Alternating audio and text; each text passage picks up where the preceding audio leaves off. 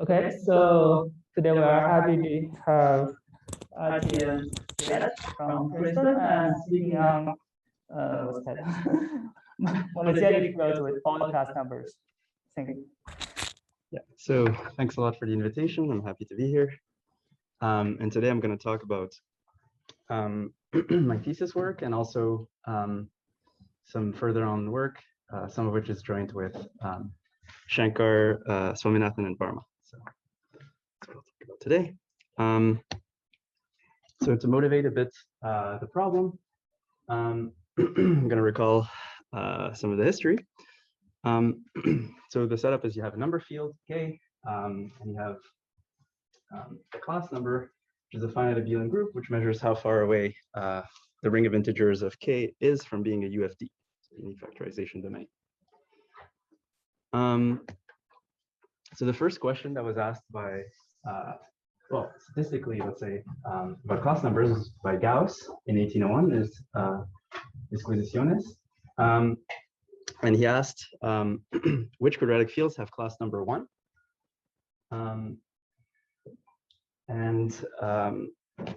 He also asked, are there infinitely many? So the situation for totally imaginary quadratic fields and real quadratic fields is quite different. So for imaginary quadratic fields, Gauss actually wrote down a list of imaginary quadratic fields that he thought would be the only ones to have class number 1. And it took a bit of time for mathematicians to prove this. And I think Heegner was sort of the first, and then Stark kind of filled the gap in his proof to prove that there are only finitely many imaginary quadratic fields with class number 1, and we have a complete list. The situation for real quadratic fields is completely open still. We don't know if there are infinitely many. We have no indication really of which ones would be the ones that have class number 1. You can ask more ambitious questions than Gauss's. You can go to higher degrees, for example. You can ask, for example, which groups appear as class groups of number fields. So it's going to be they're going to be finite abelian groups, but the question is, do all of them appear? And then you can be even more ambitious and ask, with what frequency do these groups appear? So there hasn't been so much progress on these questions. So we don't know that every finite abelian group shows up as the class group of a number field. We do know this for Dedekind domains, but not for number fields. And we don't know of a single one that shows up infinitely often. So very little is known about these more ambitious questions. But we know what the answer should be.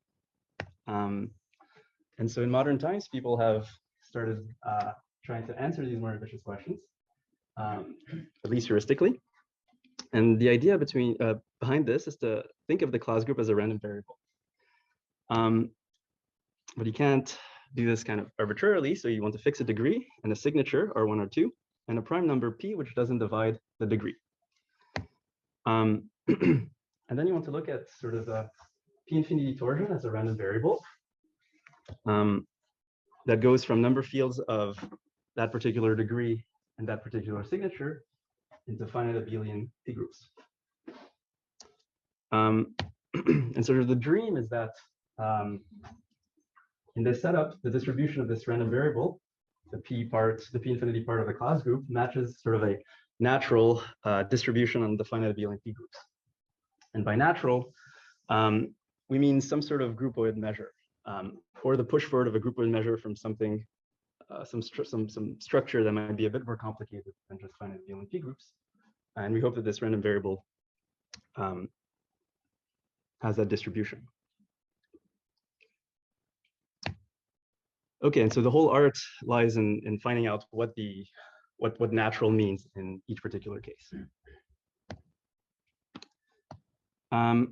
So how would you test this? So you have this dream. You can make conjectures as to what should be a natural measure on finite abelian p groups that would match your distribution for the class group, for the p part of the class group.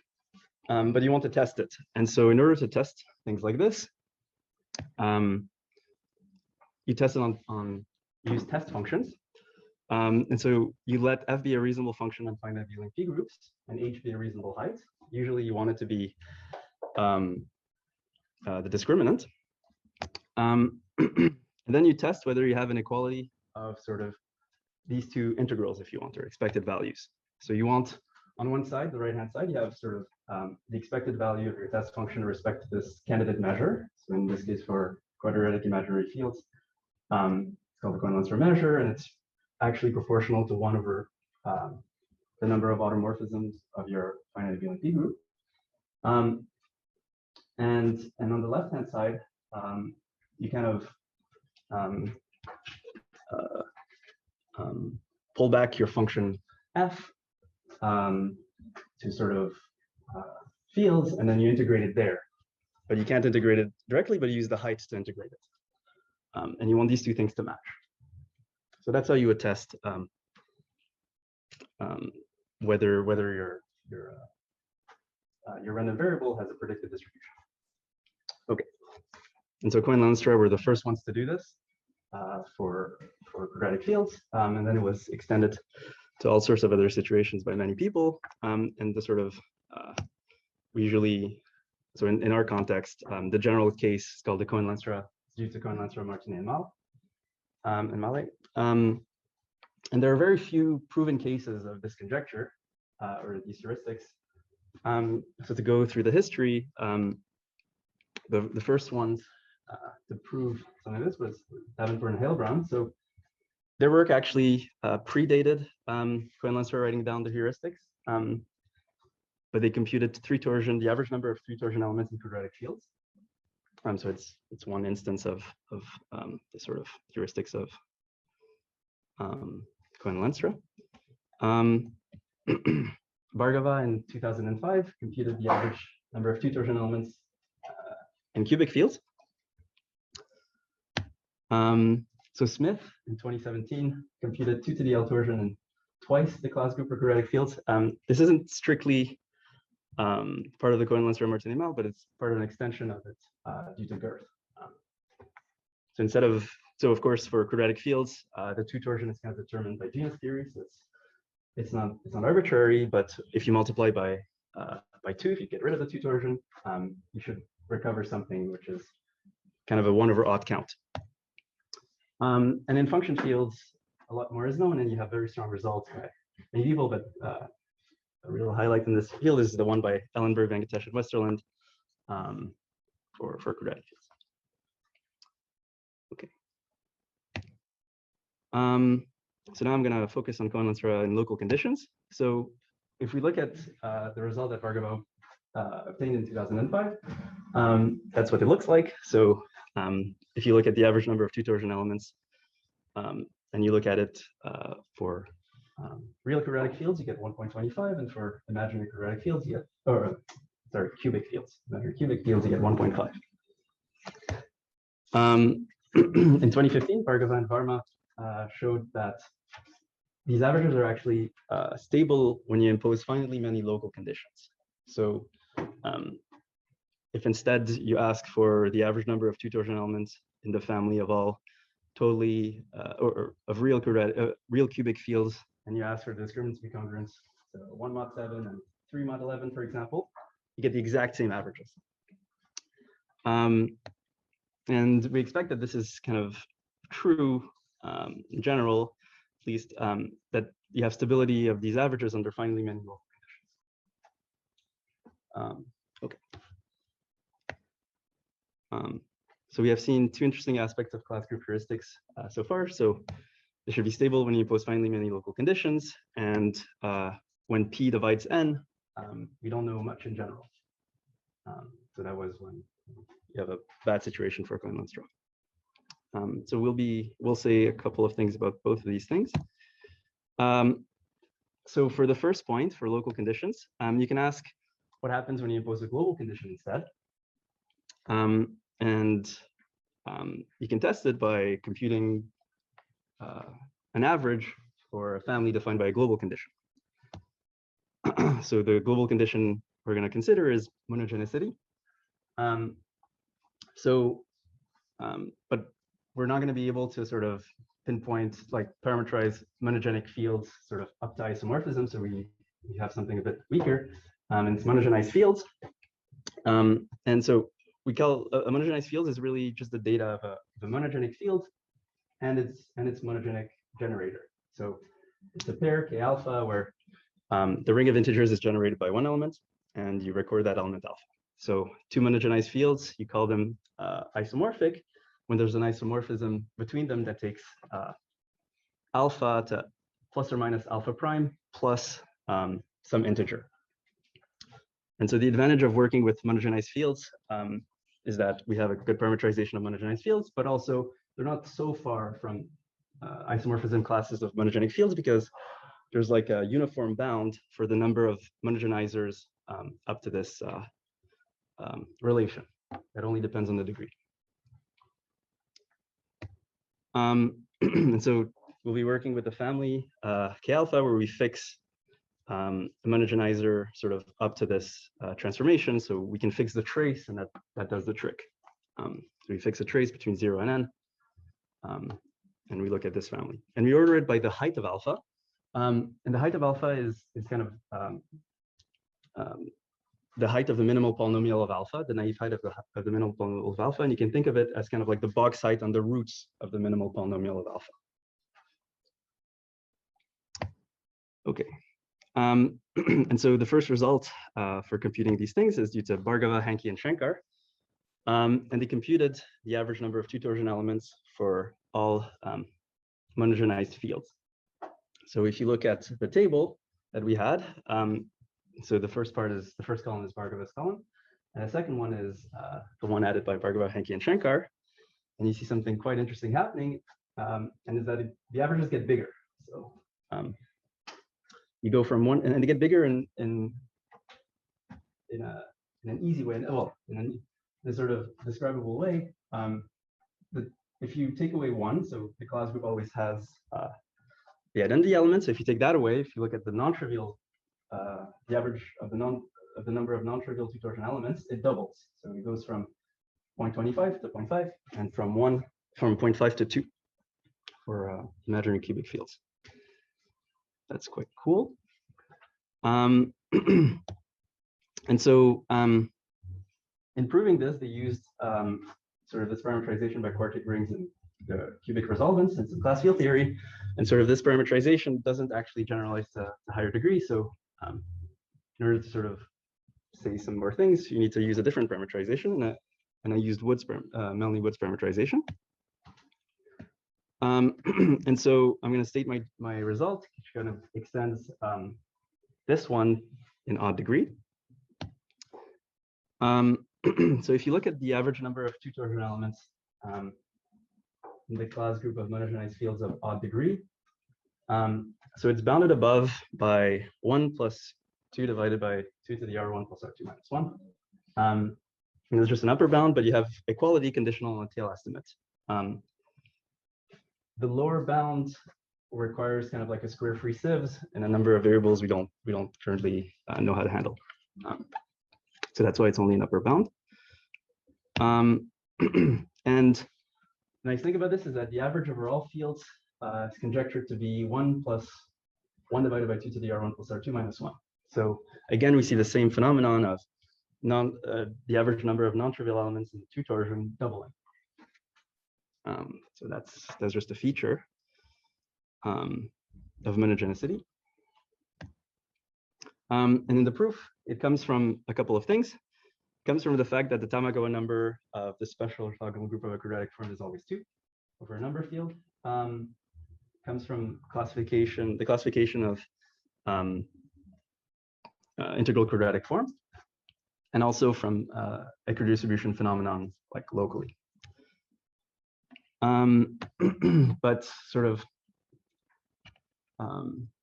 there doesn't seem to be like one arithmetic explanation as to why kind of the non-trivial part just doubles. It seems like a bit of a coincidence in the proof that all these numbers kind of line up.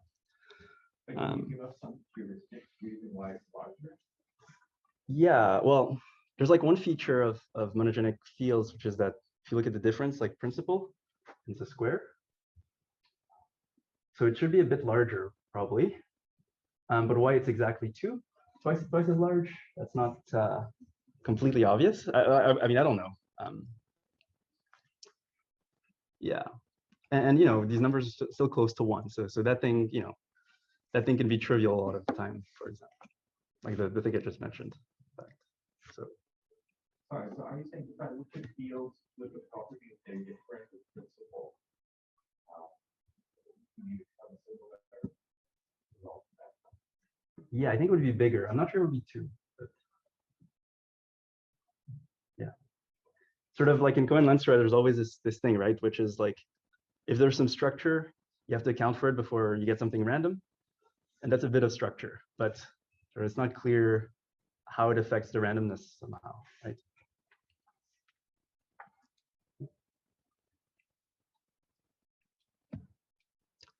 Okay, now I'm gonna address the sort of second bullet point, which is that when P divides N, we don't know much in general. So it turns out, so why? So yeah, so in general, in the Cohen-Lenstra philosophy, once you account for structure, what's left over is random. So that's the idea. But there's always this question of how does the structure affect the randomness? And sort of, so for quadratic fields, what happens? You don't have any randomness for 2 torsion. And so, okay, Gauss using his, you know, using his description of using quadratic forms, his composition laws for quadratic forms, he proved this theorem, which allows you to compute 2 torsion in a class group, or the narrow class group is easier to state because doesn't depend on unit signatures too much. And you look at the number of 2 torsion elements in narrow class group of a quadratic field, and it's there's no randomness, and it only depends on the number of prime factors of distinct prime factors of the discriminant. So it's z mod 2z to the power of number of distinct prime factors of the discriminant minus 1. So now I'm going to explain why this sort of feature of genus theory doesn't is always present when you have P divides N. So when P divides N, you could have primes which split as a Pth power, and that's like a source of P torsion element in the class group. So it's a potential source of P torsion elements, and that always happens when P divides N. You always can't really rule that out, right? And the question, which I guess you need to answer in order to formulate Cohen-Lenstra heuristics for bad primes like this that divide the degree, and it's sort of how does this interact with Cohen-Lenstra randomness, the source of P torsion.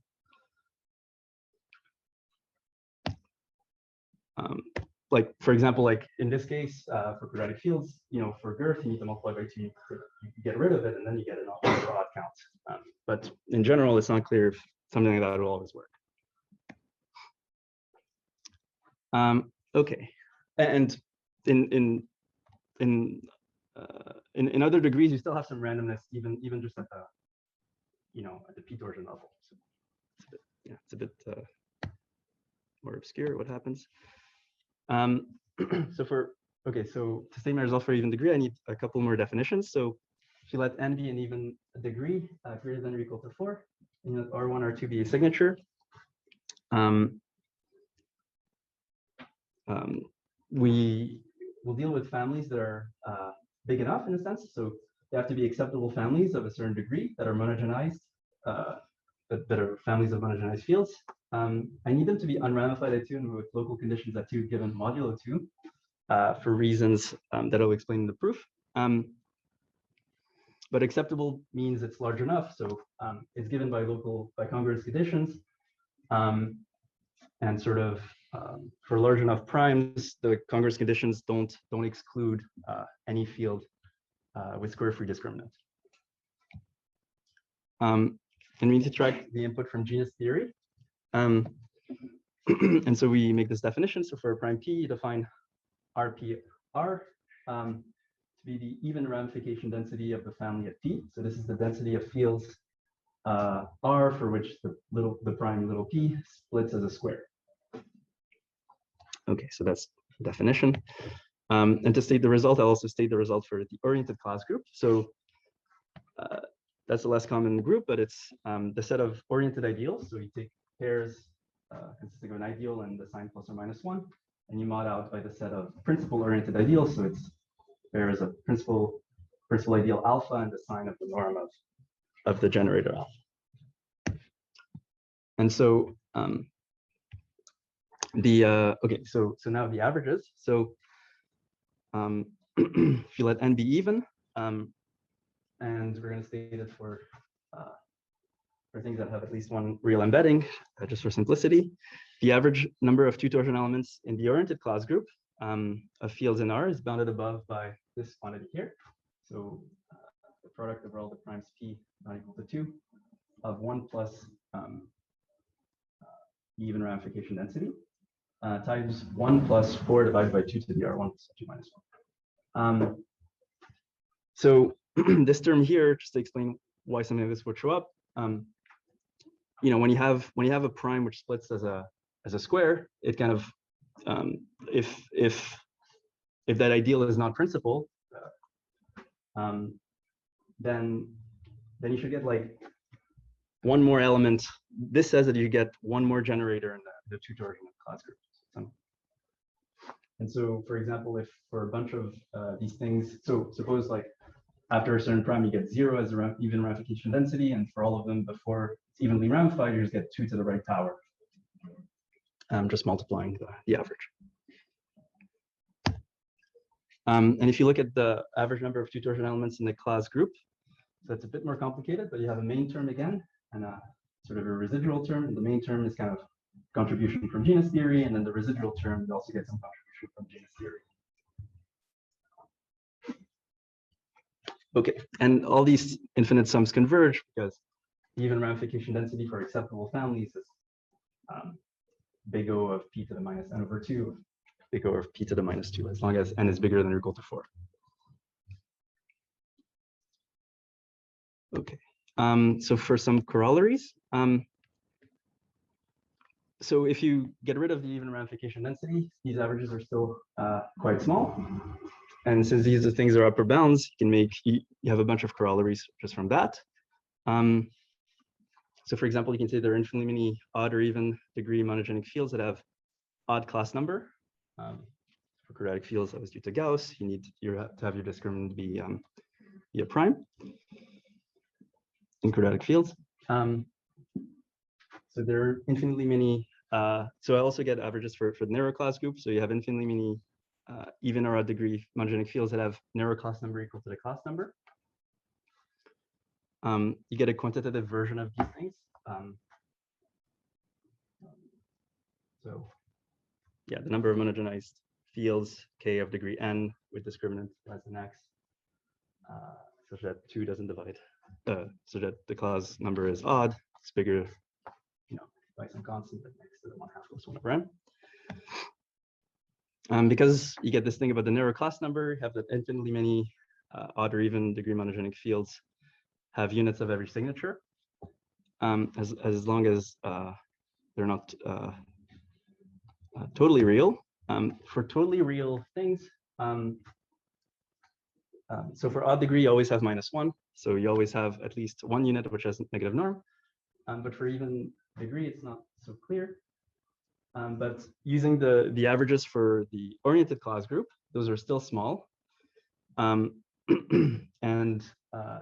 sort of something as oriented class number has an odd oriented class number if and only if you have a unit of negative norm. And so you can say, for example, now that you have a positive proportion of monogenized fields, of totally real monogenized fields that have units of negative norm. For quadratic fields, there are 0% of quadratic fields, of real quadratic fields that have a unit of negative norm, because a necessary condition to have a unit of negative norm is that your discriminant can't be divisible by any prime congruent to 3 mod 4. So that's a difference when you go to higher degree now. And also the last thing is that when you have no even ramification density, the average is 1 plus 2 divided by R1 plus R2 minus 1. And it's the same formula as an odd degree. Okay. So.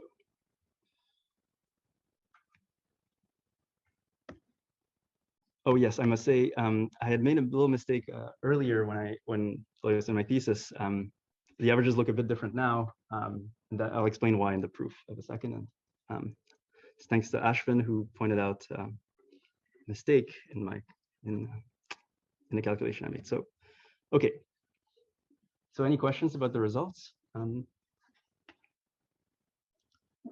So I'll describe the sketch of the proof for the oriented class group and even degree. So the way to start is to look at Wood's thesis and the parameterizations that it contained. So you let f be a primitive irreducible polynomial, and yeah, for it to be non-degenerate, and you consider the ring Zx mod f of x. So that kind of looks like the ring of integers of a monogenized field. But of course, if you do that randomly, you'll get orders, but monogenic orders, but you won't necessarily get the full ring of integers. So we'll have to sieve down to sort of these like maximal orders after a while. But to start, we can just talk about orders. And in Wood's thesis, there's a parameterization that gives you a torus, like an extension of a torsor of the oriented class group. So there's a surjective map from the oriented from pairs AB of symmetric integral n by n matrices, whose sort of resolvent polynomial is equal to f of x, up to SLN Z action, and that to the oriented class group of RF, to torsion in the oriented class group of RF. The fibers are easy to understand, and they're by Dirichlet's unit theorem, and they're kind of the unit group of RF modulo the norm one unit group of RF modulo the squares. So the fibers are constant and they're easy to understand. And so once you have that, the game becomes to count these pairs here up to the height bound on f of x, and that becomes a problem in geometry of numbers.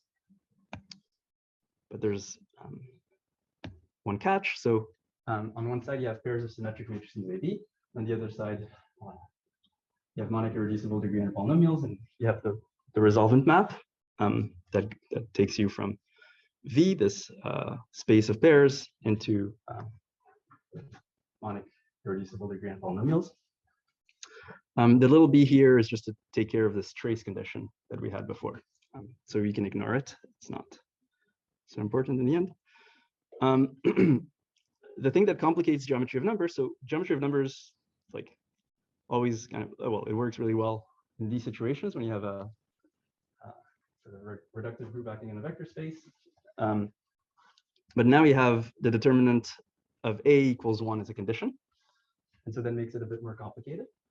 And here we have the height, which is kind of like this box height on the roots. Okay. And so to get around this difficulty of counting points in a variety now, we use the idea from Bhargava, Henke, and Shankar, which is to sort of linearize the problem. And how you do that is you look at the set of pairs, and up to SLN Z action, there are only finely many pairs that have, or finely many integral symmetric matrices that have determinant 1. And so you can just fix those and then act on each of those slices by the sort of the stabilizer and SLNZ of that matrix. And so that gives you the special orthogonal group.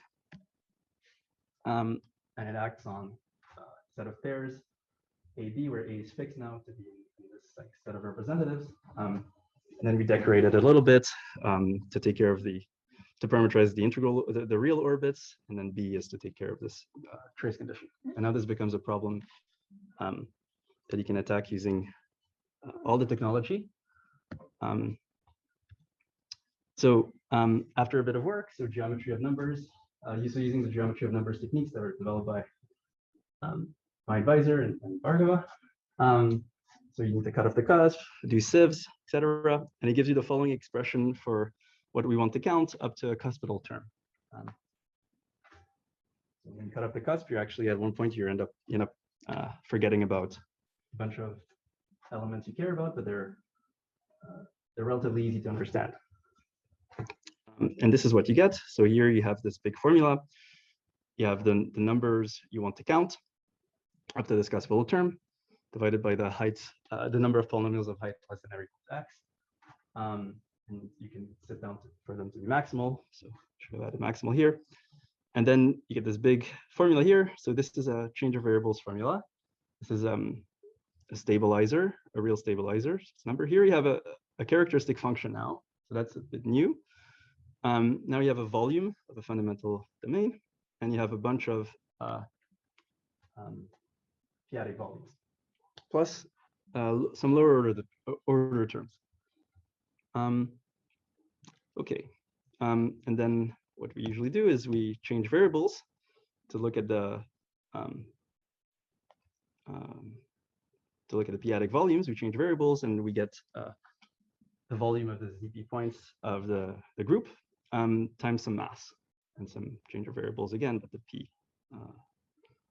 p-adic valuation. And now the problem now becomes to understand the p-adic masses and also these sort of real characteristic functions. And so you need to understand chi a delta and the p-adic masses. So we have like by algebra, you have sort of a total mass, which comes from the parametrization over ZP.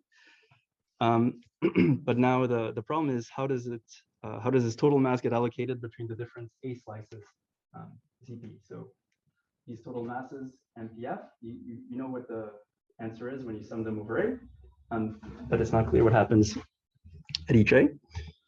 And for P infinity, you need to understand these characteristic function. So you can understand these chi deltas by symmetric distribution result or phenomenon. So if A has a particular R signature, then it's quite easy to understand the number of delta. So the support of chi of A, it has this size. For P equals 2, you also have something similar. So that's a bit harder to understand. And that's why I have this condition at 2 on my families. And when P is not equal to 2 or infinity, there's actually there's no work to do because there's a unique quadratic form determinant 1 up to the action of SLZP. So you get no allocation phenomenon, but you get this total mass. And it turns out that you still need to compute this total mass, and the algebra is interesting. So the total mass, so MPF, so this is like the total mass in PF of A when you sum it over LBA, for F in ZP, when P is not equal to 2, is usually equal to 1, except when F is evenly ramified. So when you have this phenomenon of P ramifying as a square. And when it's evenly ramified, you get the total mass jumps to 2. And so that encodes genus theory. So, and in odd degree, so when we did all this thing, we still have to add back the cuspidal term. So in odd degree, the cuspidal term is easy to understand. It's just a multiple of the number of 2 torsion ideals. So it's equal to 1. And in even degree, the cuspidal term is the average over F in the family of 2 to the power of the number of evenly ramified primes for RF plus 1. And so this again encodes genus theory. So this is the mistake I made in my thesis, which is I thought this was 1, but it's not. And Ashwin pointed out to me that there was a problem. So that's why the averages look a bit different from what's online right now. Okay, and once you and then you add everything together and you get the formulas from before. Okay, so that's the proof. Are there any questions? Yeah, so what happens in all these geometry of numbers arguments usually is you're counting points on a fundamental region sort of that has cusps going up to infinity, even when x is like even when you're bounding the height. And so there's a game to say, okay, like the number of integral points in this region is about the volume. As you go higher up and higher up, you'll eventually lose this game. But at that point, you're high enough in the cusp that that you can describe whatever you're trying to count in that cusp quite easily. They become very special. They become reducible. And so when you try to write down the final answer, you need to add that term to the volume. And so that's the cuspal term. It's the reducible statement.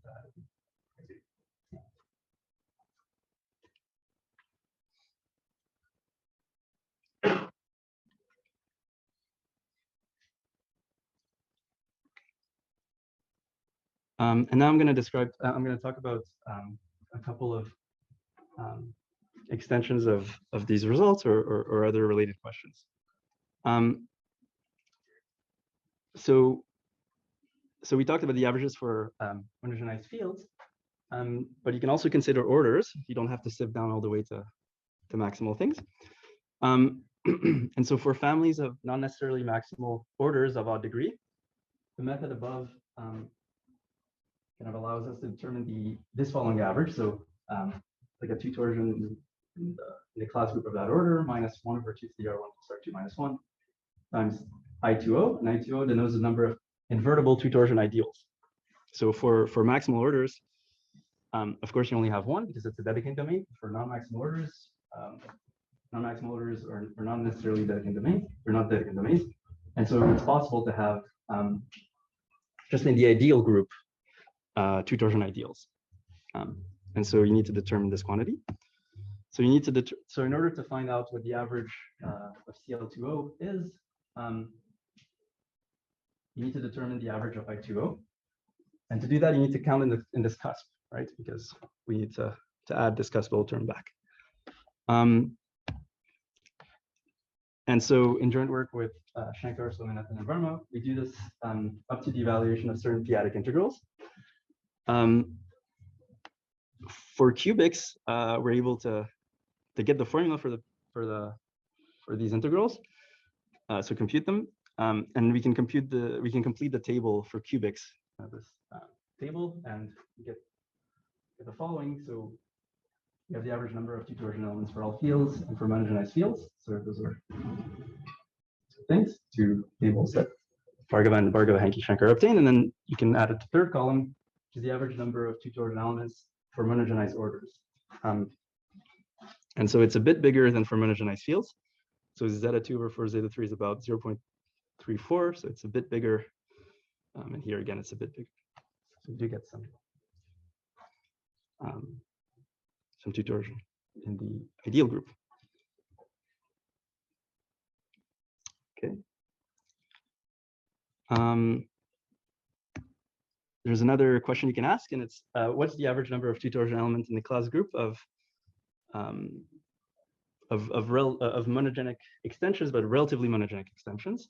So instead of having the base being Q, you can ask to be monogenic with respect to base F.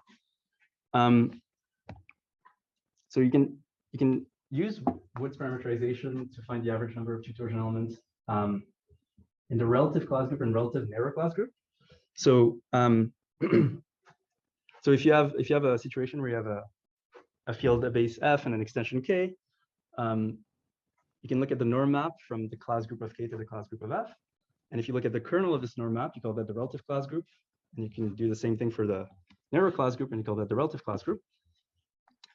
And Wood's parameterization actually allows us to compute this thing directly, kind of using the same techniques. It's a bit harder. You need to use kind of like the extensions of the geometry of numbers techniques of Bhargava and Shankar to sort of global fields. So what they did. And it turns out that these averages are usually small. And so the to infinity part of the class group does not usually change when you start taking relatively monogenic extensions. So you have this kind of like stability when you take extensions of a base.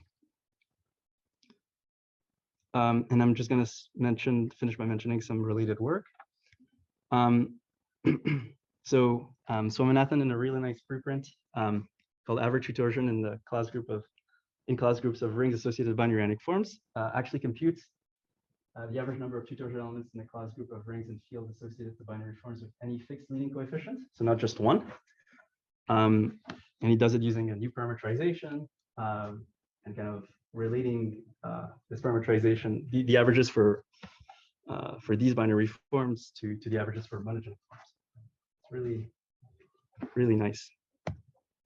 Michael Yunus, in a preprint called Asymptotic P-torsion subgroups and subgroup sizes in class groups of monogenized cubic fields, actually predicts the average size for the P-torsion part of the class group of monogenized cubic fields.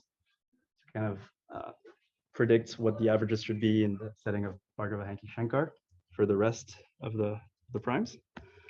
And Breen, in his preprint, the two-Selmer group of SN number fields of even degree actually extends the Dummett-Voigt model for modeling the two-Selmer group of odd degree SN fields to even degree. And what's cool, so he makes a conjecture about what the averages should be for even degree SN fields when there's no contribution from genus theory, so when all the RP are equal to 0.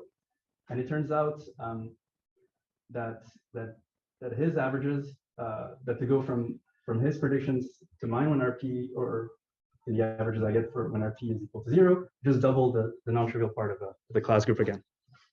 So there seems to be something special about being monogenic that just doubles Sorry, the unit thing, is it, even for P odd, is it something happens? Is that right? So I haven't checked. So I would think so, but Because what you said about the difference seems to be okay. yeah, exactly. So I'm not completely sure.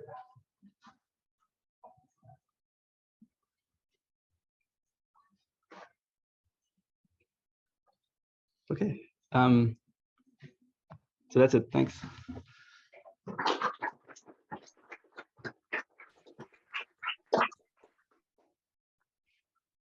So questions? Yeah. Can I ask a little bit about, so you have this acceptable condition that's at beginning about subconscious condition, Yeah. and they give you many fields. What could you say about things beyond these kind of acceptable cases? Oh, I see. So there are two things. Acceptable without the congruence conditions mod 2 is what's needed to make sort of the sieve work for the denominator. So if you don't have the sieve for the denominator, you don't get upper bounds. Yeah, so it's a condition to be able to sieve in the denominator, really. That's really, like, formally everything else kind of works out well as long as you have some volume form in the denominator because of the change of variables, basically. But yeah, it's the main condition. You guys said you might try to test any of these things you learned. I'm working on it. Yeah. Yeah. Because the usual formula characteristics that are very hard to see numerically because they appear to have secondary terms. Yeah, the secondary terms here are different. Oh, I see. Yeah. I think for cubic fields, magma is like really good now. So we can test a lot of these things for cubic fields. So hopefully I'll have something to say soon.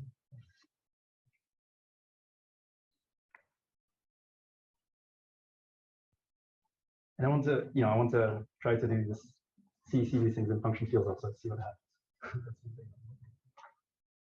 Hopefully I'll see something. Another question from Zoom?